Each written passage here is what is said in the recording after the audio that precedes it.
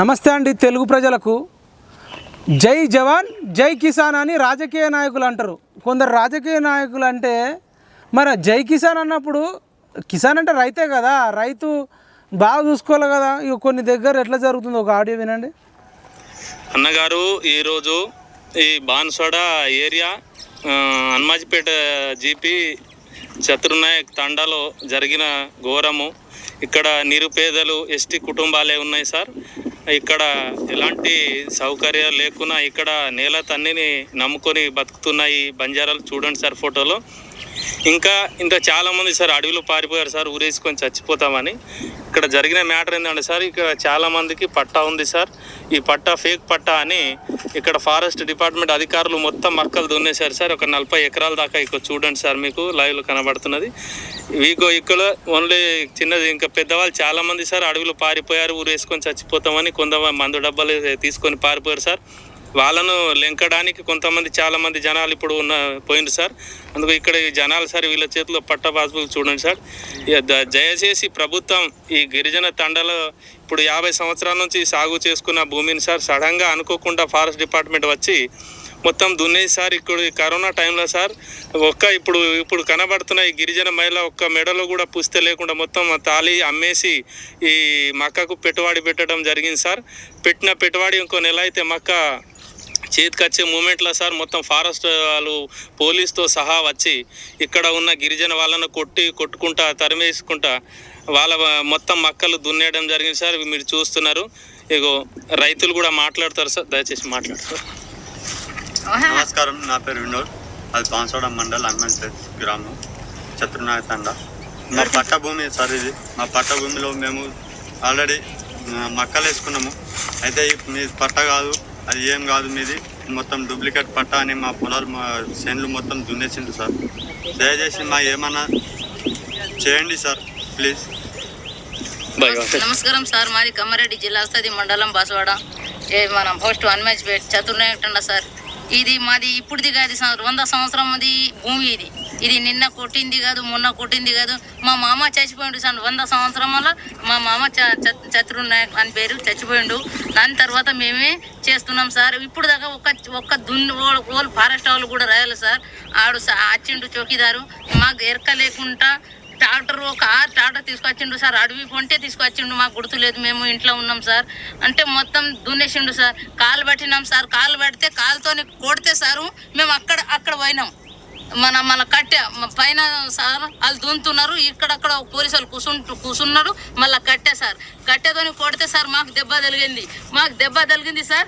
ఈ మాది వరి చూడండి సార్, దయచేసి కొన్ని మాకు సాయం చేయండి సార్. ఇప్పుడుది కాదు, ఇది ఫారెస్ట్ అది కాదు సార్. ఇది పట్ట పంపిస్తున్నాం, దయచేసి మాకు ఏదేమో సాయం చేయండి సార్.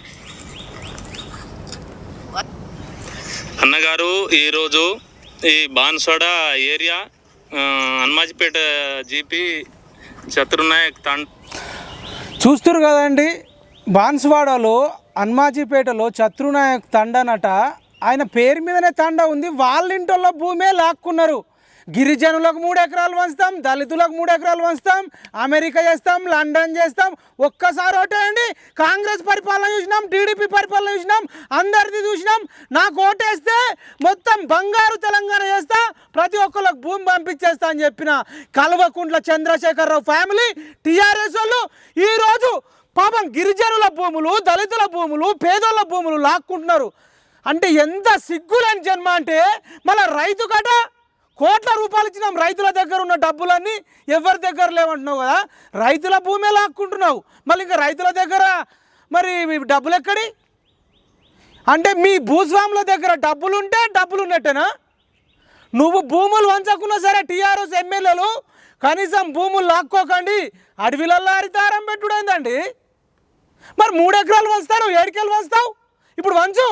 నువ్వు వంచకపోయినా ఉన్నోళ్ళ లాగకండి. ఏ ప్రభుత్వం లాక్కోలేదు ఇట్లా. First time in the history Chandrasekhar Rao TRS ఎమ్మెల్యేలే చేస్తారు.